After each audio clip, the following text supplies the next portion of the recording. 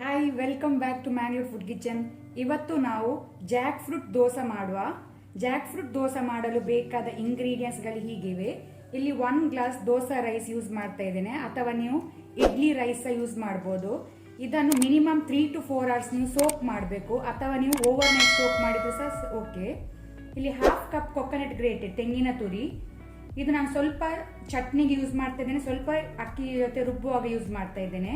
ಚಿಟಕೆಷ್ಟು ಅರಸಿನ turmeric, 12 pieces of Jack fruit ಹಲಸಿನ ಹಣ್ಣು, 1 ಹಸಿಮೆಣಸು ಗ್ರೀನ್ ಚಿಲ್ಲಿ ಇದು ಚಟ್ನಿಗೆ, ಸಣ್ಣ ಪೀಸ್ ಟ್ಯಾಮ್ರಿನ್ ಹುಣಸೆ ಹುಳಿ, 2 ಗಾರ್ಲಿಕ್ ಬೆಳ್ಳುಳ್ಳಿ. ಇದೆಲ್ಲ ಇಂಗ್ರೀಡಿಯೆಂಟ್ಸ್ಗಳು ಇದು ಚಟ್ನಿಗೆ.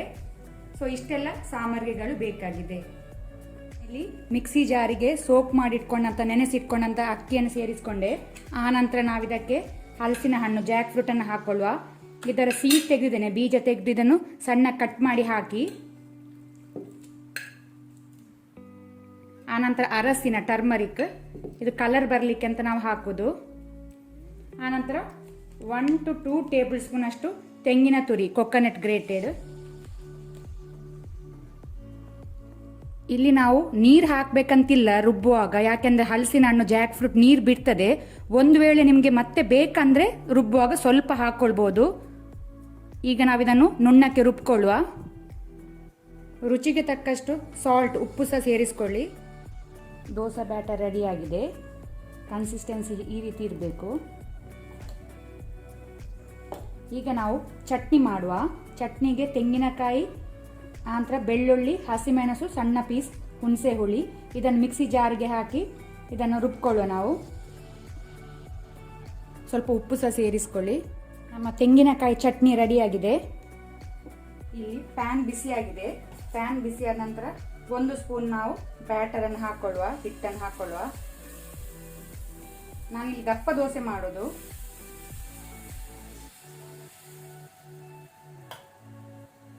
ಈಗ ಇದನ್ನು ಬಾಯಿ ಮುಚ್ಚಿ ನಾವು ಬೇಯಲಿಕ್ಕೆ ಬಿಡುವ, ಲೋ ಟು ಮೀಡಿಯಂ ಫ್ಲೇಮಲ್ಲಿ. ಈಗ ಇಲ್ಲಿ ಆಲ್ಮೋಸ್ಟ್ ಒಂದು ಸೈಡ್ ಬೆಂದಿದೆ ದೋಸೆ. ಈಗ ಮೇಲಿಂದ ನೀವು 1 ಟೀ ಸ್ಪೂನ್ ಗೀ, ತುಪ್ಪ ಅಥವಾ ಕೊಕೊನಟ್ ಆಯಿಲ್ ಅನ್ನು ಹಾಕೊಳ್ಳಿ.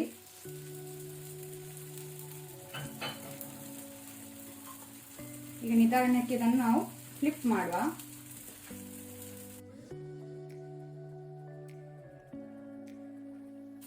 ಇದು ದೋಸೆ 2 ಸೈಡ್ ಸಹ ಫ್ರೈ ಆಗಬೇಕು, ಬೇಯಬೇಕು. ದೋಸೆ 2 ಸೈಡ್ ಒಳ್ಳೆ ರೀತಿ ಫ್ರೈ ಆಗಿದೆ, ಸಾಕು. ಇದನ್ನು ನಾವೀಗ ಸರ್ವ್ ಮಾಡುವ. ಸೇಮ್ ಬ್ಯಾಟರ್ ಅಲ್ಲಿ ನೀವು ಹಿಟ್ಟಲ್ಲಿ ಪಡ್ಡು ಸಹ ಮಾಡ್ಬೋದು, ಅಪ್ಪಂ ಸಹ. ಅದನ್ನು ಸಹ ನಾನು ತೋರಿಸಿಕೊಡ್ತೇನೆ ನಿಮಗೆ. ಬಿಸಿಯಾಗಿದೆ ಪಾತ್ರೆ. ಈಗ ಇದಕ್ಕೆ ಸ್ವಲ್ಪ ತುಪ್ಪ ಸೇರಿಸಿಕೊಳ್ಳುವ.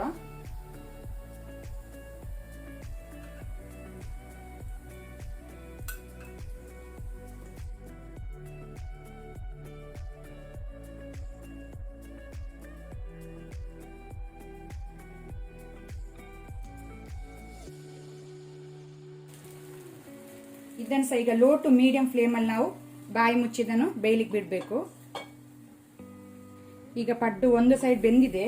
ಈಗ ಇದನ್ನು ಫ್ಲಿಪ್ ಮಾಡುವ.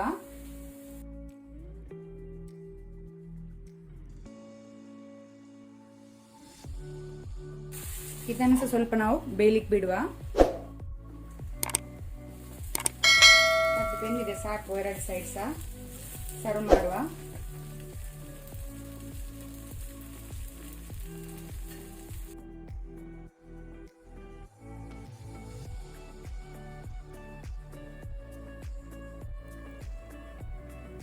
ಇವತ್ತಿನ ವಿಡಿಯೋ ಇಷ್ಟ ಆದರೆ ನನಗೆ ಒಂದು ಲೈಕ್ ಕೊಡಿ. ಹಾಗೆಯೇ ಹೊಸೊಬ್ರು ಯಾರಾದರೂ ನಮ್ಮ ಚಾನಲ್ ನೋಡ್ತಾ ಇದ್ದರೆ ಪ್ಲೀಸ್ ಸಬ್ಸ್ಕ್ರೈಬ್ ಮಾಡಿ. ಈ ವಿಡಿಯೋವನ್ನು ನಿಮ್ಮ ಫ್ಯಾಮಿಲಿ ಫ್ರೆಂಡ್ಸ್ ಜೊತೆ ಶೇರ್ ಮಾಡಿ. Thank you.